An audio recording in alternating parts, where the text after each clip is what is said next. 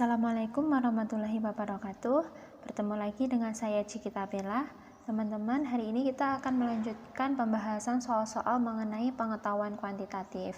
Nah, untuk soal-soalnya kali ini masih campur ya, belum saya pisah-pisahkan antara per subbabnya. Nah, insya Allah untuk video selanjutnya nanti saya akan pisahkan per babnya atau per materinya seperti itu. Nah, lanjut saja kita bahas soal yang pertama. Perhatikan gambar di atas, terdapat 3 himpunan A, B, dan C. Pernyataan yang menggambarkan daerah yang diarsir adalah, nah jadi teman-teman harus ingat ya, di dalam himpunan seperti ini itu ada yang namanya irisan, ada yang namanya gabungan. Nah, teman-teman harus bisa menentukan apakah A, B, C itu saling beririsan atau gabungannya. Nah, pertama-tama teman-teman harus memisahkan gambar ketiga bola tersebut. Misalkan saya memisahkannya antara A sama C.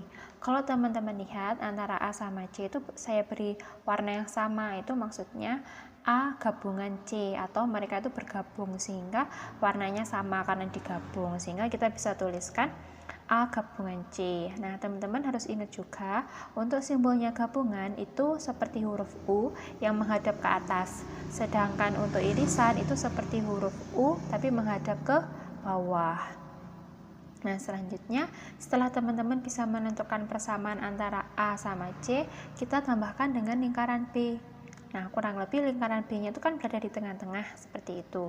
Nah, ternyata ketika B ditambahkan ke A sama C, tidak semua anggota B itu menjadi yang diarsir warna abu-abu ini ya teman-teman. Soalnya yang B itu kan masih ada sisa warna putihnya ini.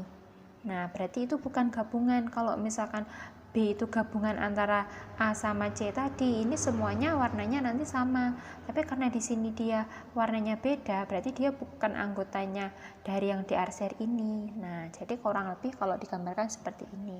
Berarti A gabungan C itu irisannya dari B, atau kalau dituliskan seperti ini, karena B-nya itu tidak semua anggotanya menjadi anggota A sama C tadi. Nah, berarti jawabannya yang benar apa teman-teman? Yang digampangkan ya. Nah, teman-teman kalau sudah paham tentang irisan dan gabungan, teman-teman nggak sampai 5-10 detik lah mengerjakan soal ini, kan gampang banget tuh. Selanjutnya yaitu nomor 2. Pada gambar grafik di atas, manakah pertidaksamaan yang cocok sehingga daerah yang memenuhi adalah daerah yang diarsir. Nah, di sini disediakan grafik. Grafiknya itu yang garis biru itu ya teman-teman. Teman-teman disuruh menentukan berapakah persamaan dari garis tersebut. Nah, sekarang apakah teman-teman masih ingat persamaan dari garis atau grafik yang memotong 2 titik? Nah, teman-teman harus ingat ya. Persamaannya kurang lebih seperti ini. Y min Y1 pada Y2 min Y1. Nah, itu kenapa saya isi titik-titik? Nanti itu bisa diisi sama dengan kurang lebih atau kurang dari ya. Maksudnya kurang dari atau lebih dari. X min X1 per X2 min X1. Nah, untuk yang mengisi tengahnya itu ada pilihannya. Jika dia garisnya itu miring ke kanan, maka dia lebih dari sama dengan. Jika garisnya itu miring ke kiri, maka kurang dari sama dengan. Nah, sekarang biasanya di pilihan jawaban itu ada yang menuliskan lebih dari sama dengan, ada juga yang menuliskan lebih dari aja, nggak ada sama dengannya. Nah, cara membedakannya itu apa? Teman-teman harus lihat garisnya ini. Kalau garisnya ini penuh, maksudnya nggak putus-putus, penuh gitu, berarti itu artinya ada sama dengannya. Tapi kalau misalkan ini garisnya itu garis putus-putus, misalkan garis birunya ini garis putus-putus, berarti dia hanya lebih dari atau kurang dari saja, tidak ada sama dengannya. Seperti itu ya teman-teman. Nah, selanjutnya teman-teman bisa menentukan titik-titiknya. Misalkan titik yang pertama yaitu yang 3,0, titik yang kedua 0, -2. Selanjutnya teman-teman masukkan ke persamaannya, Y min 0 per min 2 min 0 lebih dari sama dengan X min 3 per 0 min 3. Nah, selanjutnya diperoleh Y per min 2 lebih dari sama dengan X min 3 per min 3. Nah, kalau udah seperti ini, teman-teman bisa kali silang. Y dikali min 3, min 2 dikali X, min 2 dikali min 3. Nah, hasilnya min 3Y lebih besar dari lebih besar sama dengan min 2x plus 6. Nah, ini karena mengandung variabel x, dipindah ke kiri ya teman-teman. Jadinya 2x min 3y lebih besar dari sama dengan 6. Nah, berarti yang benar jawabannya adalah yang A. Gampang ya teman-teman. Selanjutnya, soal nomor 3. Manakah dari pernyataan berikut yang bisa menjadi sudut dari sebuah jajar genjang? Nah, di sini disediakan 4 pilihan. Apakah pilihan 1 benar, 2 benar, 3 benar, 4 benar? Nah, sekarang kita cek. Kalau teman-teman masih ingat bagaimana bentuknya jajar genjang? Nah, kurang lebih bentuknya seperti ini ya teman-teman. Nah, ini adalah gambar jajar genjang. Nah, di mana dalam jajar genjang ini ada syarat sudut dalam jajar genjang. Yang pertama syaratnya adalah ada 2 pasang sudut yang sama besar. Nah, sudut manakah itu? Nah, ini itu sudut A dan sudut C. Itu sama besar karena dia sudut yang saling berhadapan. Selanjutnya ada sudut D sama B. Dia juga sudut yang berhadapan, berarti sama besar. Berarti totalnya ada 2 pasang sudut yang sama besar. Nah, syarat yang kedua ada jumlah 2 sudut yang bernilai 180. Nah, yang mana itu? Antara A sama B atau C sama D. Kenapa? Karena kalau misalkan sudut B ini saya tarik, saya pindah ke sini, maka nanti dia akan membentuk garis lurus. Berarti A ditambah B itu sama dengan 180. Gitu ya teman-teman. Nah, sekarang kita cek apakah pernyataan yang pertama ini benar. Pernyataan yang pertama ini salah ya teman-teman. Soalnya di sini hanya ada 1 pasang sudut yang sama besar. Berarti yang nomor 1 salah. Yang selanjutnya nomor 2, di situ benar ada 2 pasang sudut yang sama besar, tapi jika sudutnya itu dijumlahkan, dia tidak menghasilkan 180, melainkan hanya 170 ya. 60 ditambah 110. Berarti yang nomor 2 salah. Terus yang pernyataan nomor 3 salah ya teman-teman, soalnya dia hanya ada 1 pasang sudut yang sama. Nah, sekarang pernyataan yang nomor 4, kira-kira benar yaitu teman-teman. Di situ ada 2 pasang sudut yang sama besar, yaitu 50 sama 50, 130 sama 130. Jika kedua sudut itu dijumlahkan, apakah menemukan hasil 180? Benar ya teman-teman, soalnya kan 50 ditambah 130 itu hasilnya 180. Berarti yang nomor 4 benar. Berarti yang benar hanya yang nomor 4. Berarti jawabannya yang D. Gitu ya teman-teman. Nah, sekarang lanjut ke soal nomor 4. Jika 24 dibagi oleh bilangan bulat positif N bersisa 4, manakah pernyataan tentang N yang pasti benar? Nah, kita cek apakah pernyataan 1 itu benar. Sekarang yang pernyataan 1, N adalah bilangan genap. Kalau teman-teman tahu, bilangan genap itu ada 2, 4, 6, 8, dan seterusnya. Sekarang kita cek 24 dibagi 2. Dia tidak menghasilkan sisa. Terus 24 dibagi 4, dia juga tidak menghasilkan sisa. Berarti yang nomor 1 itu salah ya teman-teman. Terus yang nomor 2, N adalah faktor dari 20. Kalau teman-teman tahu, faktor dari 20 itu ada 1, 2, 4, 5, 10, dan 20. Sekarang kita cek jika 24 dibagi 1, dia juga tidak akan menghasilkan sisa. 24 dibagi 2, dia juga tidak menghasilkan sisa. 24 dibagi 4, dia juga tidak menghasilkan sisa. Berarti yang nomor 2 ini salah ya teman-teman. Yang nomor 3, N adalah bilangan ganjil. Nah, bilangan ganjil itu bisa 1, 3, 5, 7, 9, dan seterusnya. Sekarang kita cek 24 dibagi 1. Tetap 24, nggak ada sisanya.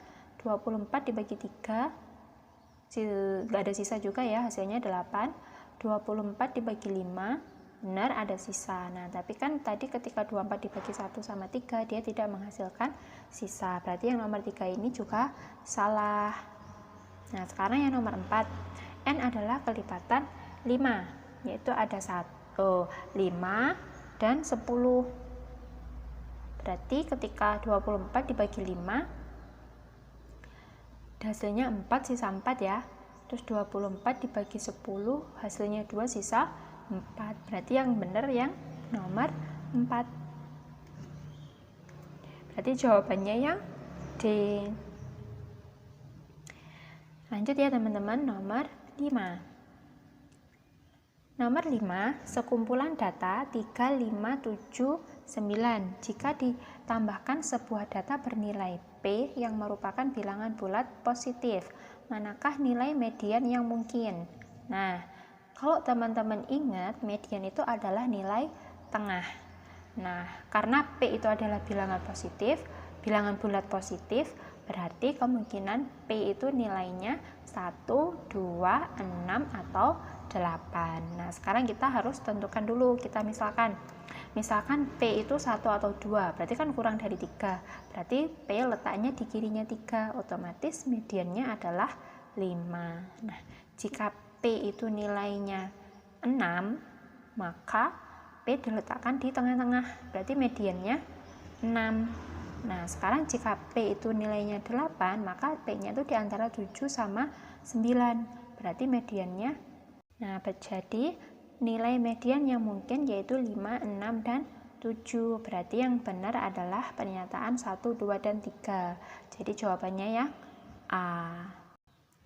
Selanjutnya, soal nomor 6. Pada gambar di atas terdapat sebuah persegi kecil di dalam persegi besar, di mana titik sudut persegi kecil menyentuh sisi persegi yang besar. Berapakah panjang sisi dalam sentimeter persegi yang besar? Nah, di sini disediakan pernyataan 1, panjang sisi persegi kecil 10 cm. Pernyataan 2, setiap titik sudut persegi kecil membagi sisi persegi besar dengan perbandingan 1:2. Nah, teman-teman disuruh menentukan apakah pernyataan 1 saja cukup, pernyataan 2 saja cukup, kedua pernyataan tersebut tidak cukup, atau keduanya cukup. Nah, sekarang kita cek satu-satu ya teman-teman. Nah, sebelumnya kita misalkan menggambarkan perseginya diberi nama-nama, diberi titik-titik, yaitu untuk persegi besar A, B, C, D, dan persegi kecil E, F, G, H. Nah, sekarang kita cek pernyataan pertama, panjang sisi persegi kecil 10 cm. Nah, kalau misalkan sisi kecilnya 10 cm, nah kita tidak akan bisa menentukan berapa panjang BE dan EC, karena yang diketahui sisi dalamnya yaitu EF. Berarti pernyataan A sama D yaitu salah, dimana hanya pernyataan 1 saja itu tidak cukup untuk menjawab pertanyaan. Berarti yang A sama D salah. Terus untuk yang pernyataan kedua, setiap titik sudut persegi kecil membagi sisi persegi besar dengan perbandingan 1:2. Nah, di sini kita misalkan BE itu P, EC itu 2P. Otomatis yang CF itu sama dengan BE yaitu P. Nah, ketika pernyataan 2 saja ternyata juga tidak cukup untuk menjawab pertanyaan.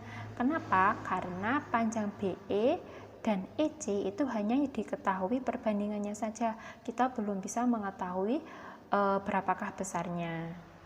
Nah, berarti yang jawaban B salah, karena pernyataan 2 saja tidak cukup untuk menjawab pertanyaan.